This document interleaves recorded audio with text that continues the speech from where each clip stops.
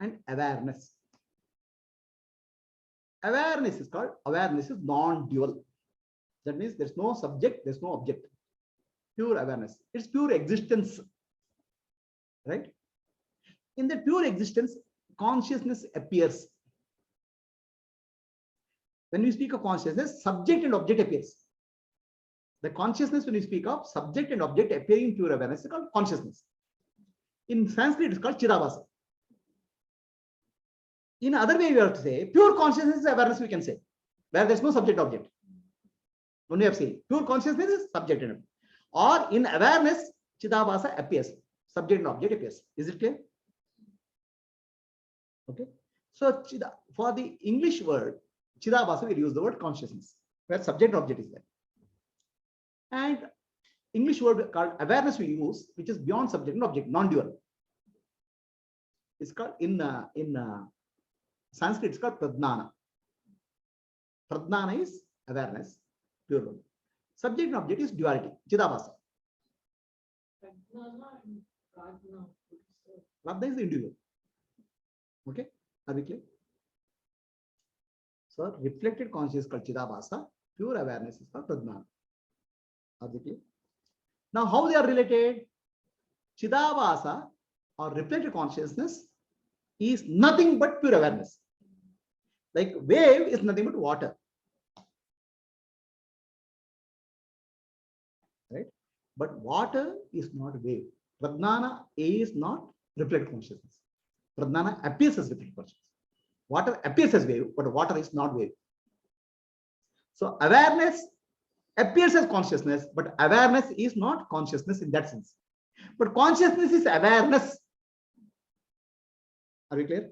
Chidabhasa is nothing but pradnana. Jiva is nothing but Ishvara in that sense. The other way. Are we clear? So in the consciousness of Chidabhasa, there's a subject-object duality. In pure awareness, Parabrahma, there's no subject object. Pure consciousness we call as Parabrahma, pure awareness. Awareness. Clear? So now, the moment you say consciousness, there's an individuality comes into picture. Right? I am conscious. That means there's individuality. The consciousness has individuality aspect associated with it, which is subject aspect. If there's no individual associated, it becomes pradnana, pure awareness. Right? Now, individuality is a momentary appearance of consciousness, awareness. Correct? So, consciousness has a content. It's called mind, thoughts, feelings, emotions.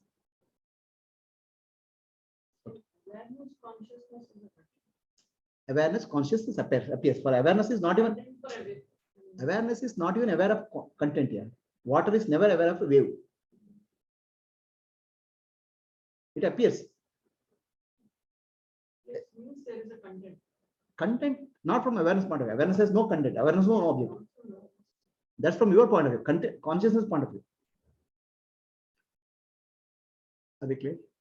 So now, awareness point of view, there's no world, there's no subject, there's no consciousness, nothing is not there. Awareness point, it's pure existence. The consciousness point of view, there's awareness, this world is subject, object, from consciousness point of view. And the consciousness, there's an experience, subjective experience. That's called a consciousness, Chidabhasa.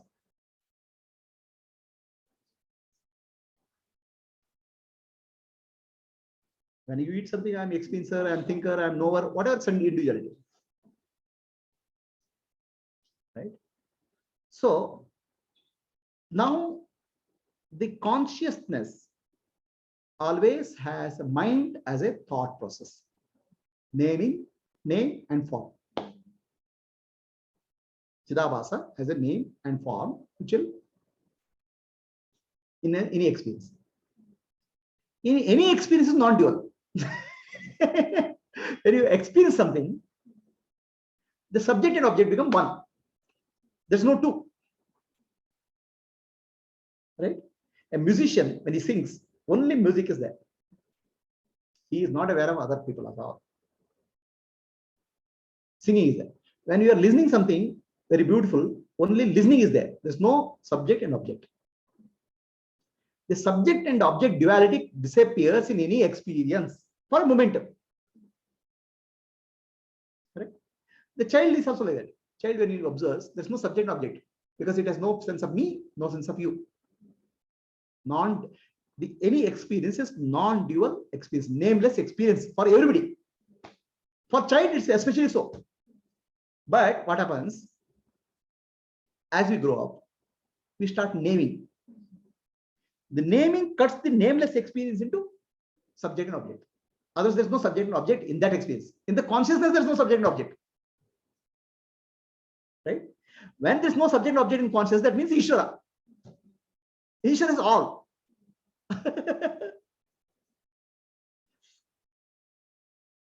Right? But in an adult, immediately subject and object comes. That is you, this is me. So the mind interferes in our experience. Have you seen how the child observes? It has no sense of me and you. It's a non-dual or nameless experience, I would say, for the child. Are we clear? Understand everybody? That's why child is called God. Because God, there's no subject and object. God, subject and object is one.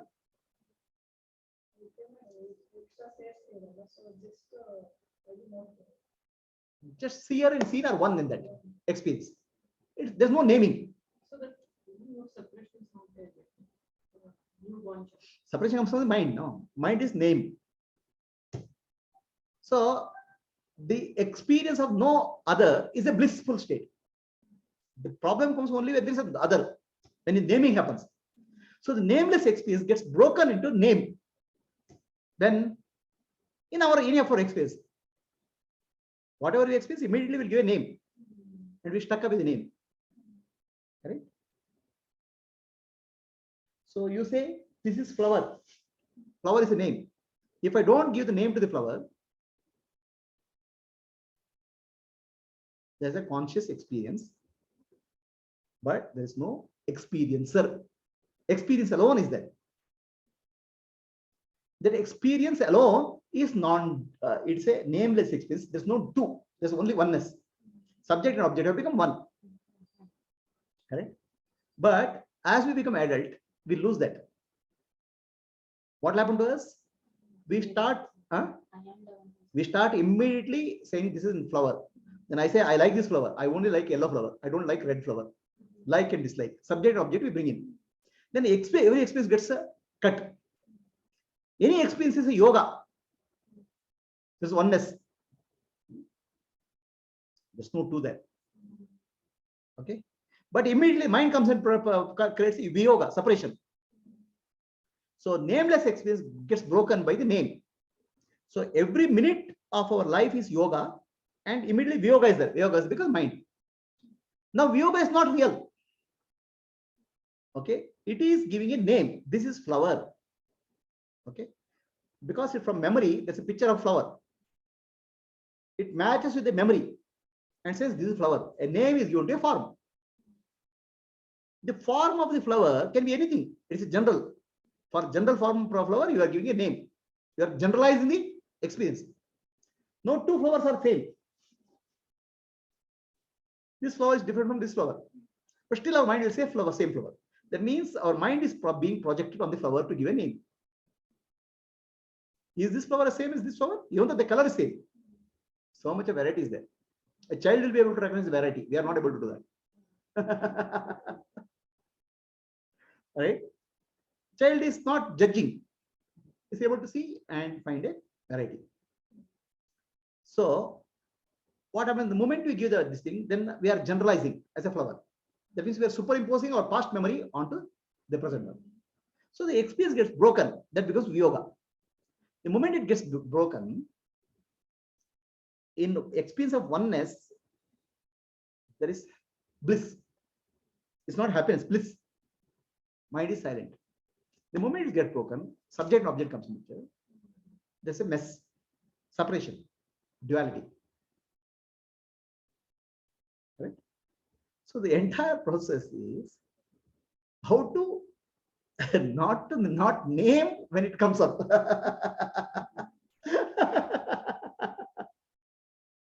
right? Stop naming every time. And mind enters. Mind enters. So the entire spiritual journey is making sure that mind doesn't enter and interfere in our experience. Then you are living in non-dual experience. Extend or live in the blissful period. That's called journey. But how to do that? You cannot stop the mind because already its names and forms are recorded. Correct? So then what you do is, where you can stop is understand the names and forms are nitya, unreal. So then naming forms also comes, so you don't immediately associate with that. Suppose I call you as donkey. Mind will associate donkey with some laziness, usefulness. Then you immediately get angry. So you say, if you are understood that donkey is just a name, it has nothing to do with the object called donkey, it has nothing to do with laziness, then even if I say donkey, it doesn't, mind will not react. So the challenge is not making the mind not react. Association gets broken. The naming will be there, but the association will not be there. That is spiritual journey. Right? How do you make it that once you understand it's unreal, then it will be broken? For example, you go to a movie, right? In the movie, it's a horror movie. Terrible things are happening. A ghost is coming. You get scared. Then you understand a ghost is just a picture, image. Then you will not get scared. The association, fear is not there. Then movie becomes enjoyable. When you say, what a nice ghost, no, what a big motion ghost has, what a nice acting, you'll say. Same movie becomes more enjoyable. Right? Because you're associating ghost to the fear, death, fear will come. So the association should be broken. That's what is called through Viveka and Vairagya. You are breaking that association. The object's name and form is not reality. Name and form is just a representation for transaction. It's a variable. Right? So then what happens? It gets broken. Then you are able to witness. Otherwise, what happens? Immediately anything comes, you will get react. The experience gets broken. Yoga becomes yoga. So yoga is every moment you use yoga. So if you are able to live every moment of your life as yoga, then you are Jivanmukta.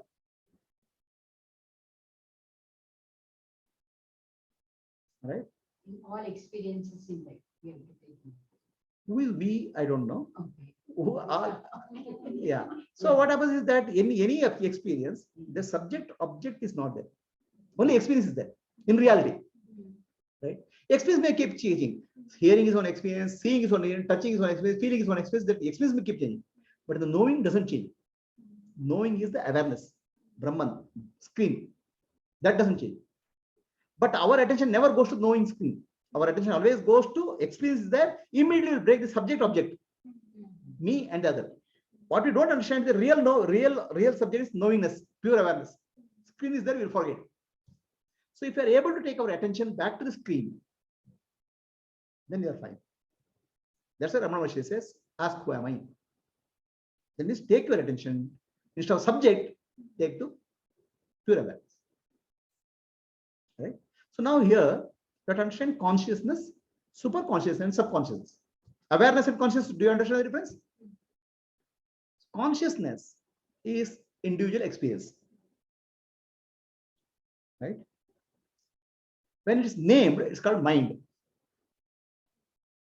Individual experience is there.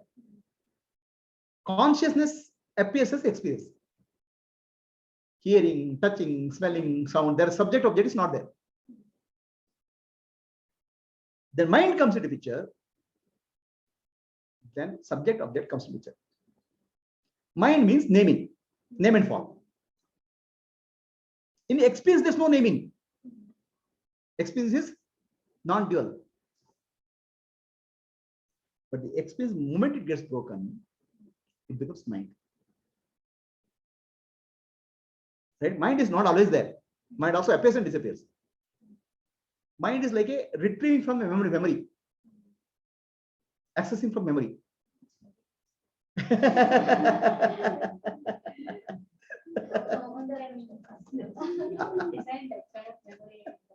You can. If you know where exactly to put a breakpoint, you can do that. So, accessing memory, you'll immediately give a name. Then experience becomes dual.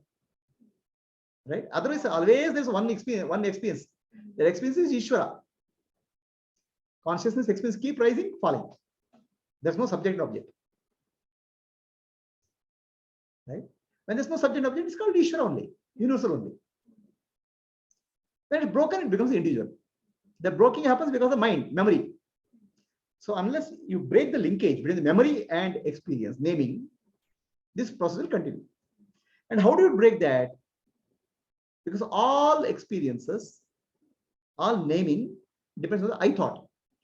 If you find out what is real I thought, change the program there. I thought means me, body and mind. Instead of that, I thought is pure consciousness. That memory gets changed. Then pointer gets changed. You go to the memory, but right understanding will come. It is not associated with the pointers in that memory. The pointer is just cut that. The pointer is corrupted.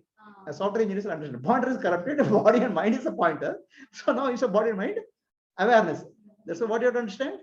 Nanu, nanembudu, nanalla, ideha, manabuddhi, nanalla, Sachidananda Atma, Shivananu Nani, Shivoham, Shivoham, Shivoham. The Nanu means I is the pointer. The pointer is pointing to body, mind, and intellect, which is wrong pointer. Then you cut that. Nanu, nanembudu, nanalla. Then you point to right point. Shivoham, pure awareness. Now, awareness is not an object. Awareness is the witness. So if you are directing that, then every experience you will end up in a witness, not a subject. Then you are free. Memory will be useful. Memory is there, useful, but it will not react. When we die, that memory will be flushed out. Nothing. There's no we die. That I is not there. I is wrong. Pointer is gone. Wrong pointer is there. Is no sense that all those things are done. nothing. Wrong pointer is everything because you have a pointer. Wrong pointer going to body and mind. Right. So the pointer is changed to pure awareness. Then there's no. Then you are Jiva Mukta. Simple. One small pointer is giving a wrong.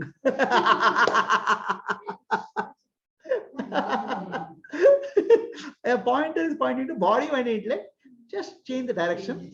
I am the witness. I am Brahman. I am Shivoham. So you are free. Then any experience, I am Shivoham. I am pure awareness. Will come. Instead of saying that I am Prabhu or I am a man or woman.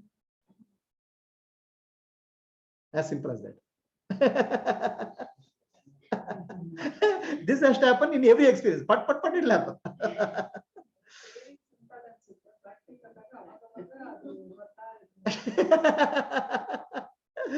Right? That has to be very clear.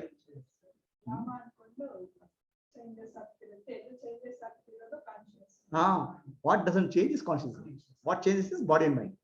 Right? Nitya Anitya Viveka. Atma Anatma Viveka. That you have to apply. Correct? Then, if you start consistently applying that, you will become very peaceful. That's called Jiva Mukti. Nothing in the world will reject. Like a ghost, you see a ghost in the movie, you get scared.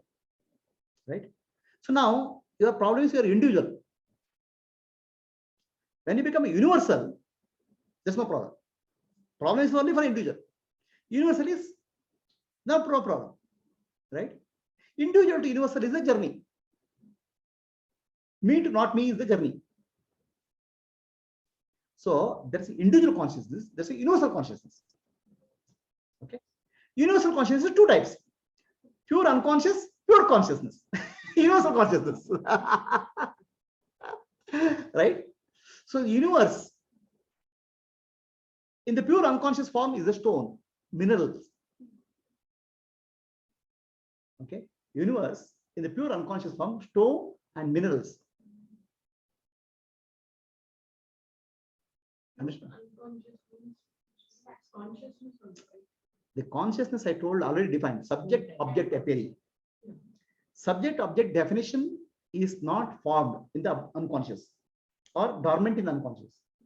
In deep sleep, the subject and object is there, but it's dormant, seed form. The stone is, that's why we say, God sleeps in stones. God dreams in plants. God starts moving around in the animals.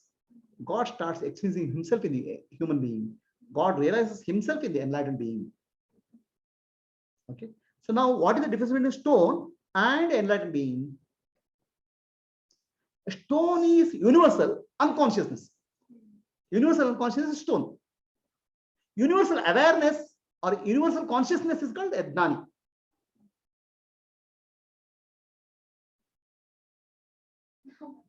Huh? Right? Universal unconsciousness is called stone and minerals. Okay. Universal consciousness means human being or animals. Or, not consciousness. Consciousness means animals, individual consciousness. Universal consciousness or universal consciousness, right? Unconscious is animal, stone. Consciousness is human being. He is now again individual, become universal. Now, what is the universal consciousness? In stone also, there's no other. Non-duality is there. In deep sleep also, there's non-duality. But still, there is a sense of separation. Dormant. That sense of separation has to be cut. Finally, you'll reach a universal consciousness. It's called super consciousness. So super consciousness and subconsciousness, two are the states. Universal subconsciousness is stone and minerals. Super consciousness is Adnani, Samadhi, Sahaja Samadhi, super consciousness. Now, what is nature of super consciousness? You are fully aware, like in the waking state, right? And fully free from thoughts, disturbance of thoughts, like deep sleep. Thoughts may be there, but you are not disturbed, you are not affected. That's called super consciousness. Super consciousness doesn't mean say altered trance state, like drugs. You are fully aware, like conscious, and fully asleep, like deep sleep. That means thoughts are minimal. Even if thoughts comes, you are just ignoring them. Now what has happened? You have become universal. No, there's no individual. Subject-object breakup doesn't happen.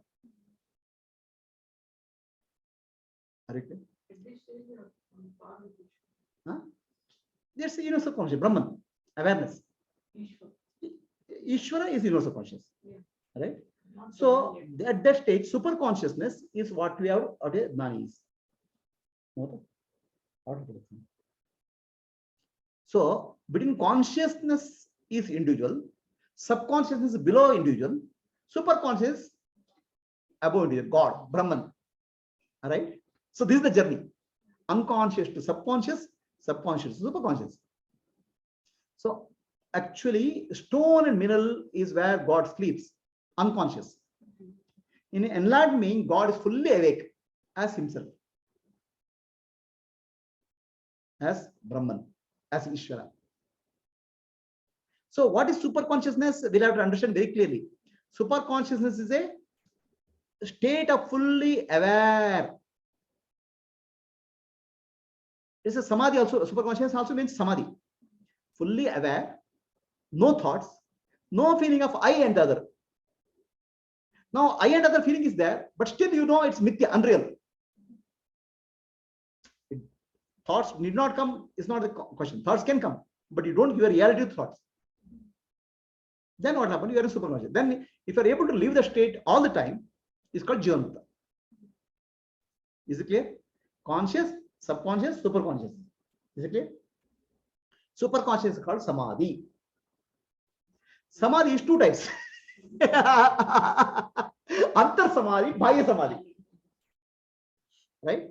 Bhaya Samadhi means when you see the objective world, okay, the name and form do not create impression in you. The name and form is your attention goes to existence, not to the name and form. Existence of that in object. Existence appearing as object. Okay, it's like water appears as a wave. Wave is not real. Water is real. So a person who Bhaya Samadhi, when he sees the world, his attention is on the existence. Name and form appear and disappear. Like somebody seeing ocean, he sees the water, wave appears and disappears. Everything is an existence. Everything is existence. That's called Bhaya Samadhi. Antar Samadhi is everything is consciousness. Thoughts appear and disappear in consciousness. Okay. Sahaja Samadhi is both Antar Samadhi and Bhaya Samadhi has become one and leaves irrespective of any state, inside outside. It's a non-dual state. So super consciousness is three types: external, internal, and beyond. Beyond is called Sahaja Samadhi, external is called Bhaya Samadhi, internal is called Antar Samadhi. Is it clear? Sahaja Samadhi. Sahaja Samadhi is internal and outer. Outer is not same. Existence is an appearance. Existence and consciousness one and same. Both existence just appearance. Right? This is Sahaja Samadhi. And Samadhi itself, there are two types: Kevala Samadhi and Sahaja Samadhi. Kevala Samadhi means it happens momentarily. Somebody does some meditation practice, let's say breathing practice. One moment, mind is stopped functioning. That's called Kevala Samadhi. Momentarily. In Kevala Samadhi, Mano Laya has happened. Mind has become silent. In Jnana Samadhi, Mano Nasha has happened. Ignorance has gone. You are corrected the pointer. Okay. So, I mean, in software language, you have corrected the pointer in Jnana Samadhi. In Sahaja Kevala Samadhi, you have redirected the pointer. You are masked the pointer. I think now we go to the C language. Right? So, many of the people who practice, they think that by meditation I get a mukti. They are practicing Manolaya. They are practicing Kevala Samadhi. Kevala Samadhi is not Sahaja Samadhi. Kevala Samadhi is called Nirvikalpa Samadhi. Again, terminology. Nirvikalpa is thoughtless state. But Nirvikalpa Samadhi is not Mukti. Nirvikalpa Samadhi is Kevala Samadhi. It's temporary. A thoughtless state which is arising naturally when the pointer is corrected, Atma Jnana is there, then it's called Sahaja Samadhi. Right? That's why we should understand difference between Nirvikalpa Samadhi and Nirvikalpa Jnana.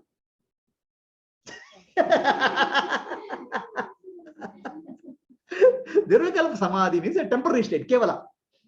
Nirvikalpa Jnana means I am Atma, pointer is corrected, Atma Jnana. So for him, Nirvikalpa Jnani, it does not matter whether he closes his eyes, or opens his eyes, sleeps or awake, is same. Pointer is repaired.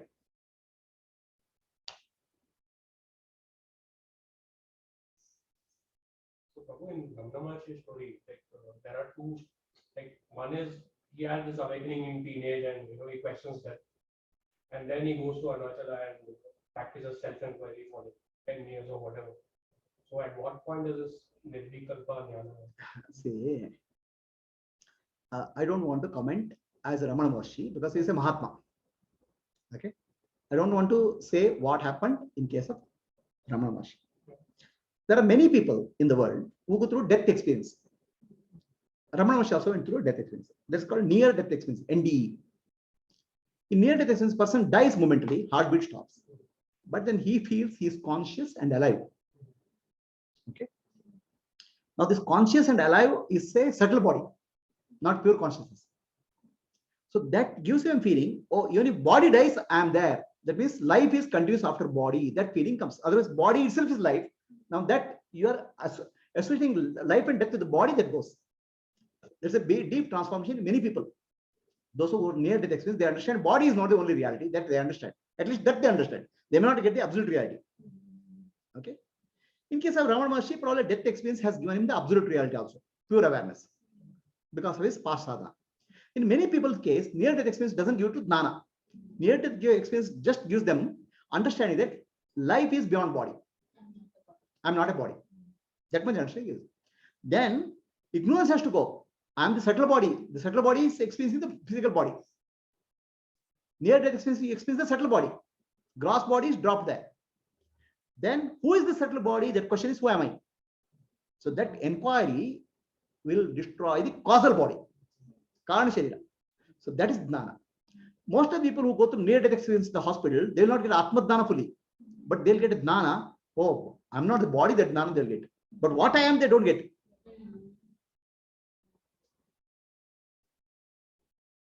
For this Nirvikalpa Jnana, these two are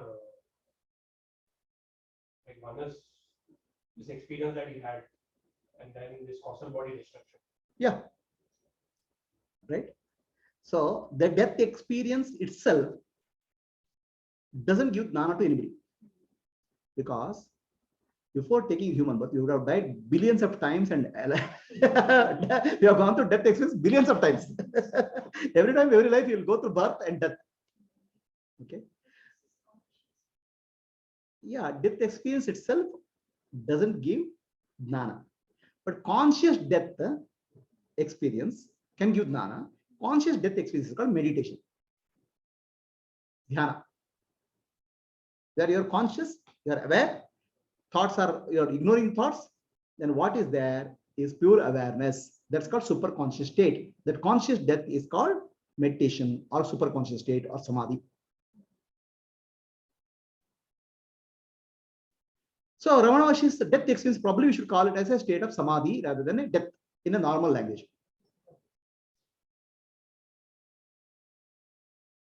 Anybody else? Any questions?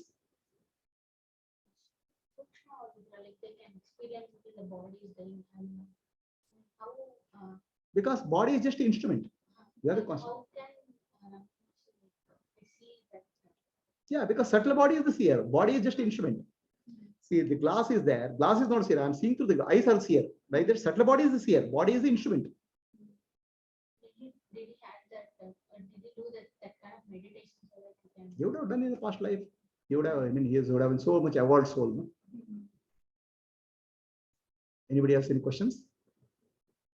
Can you stop?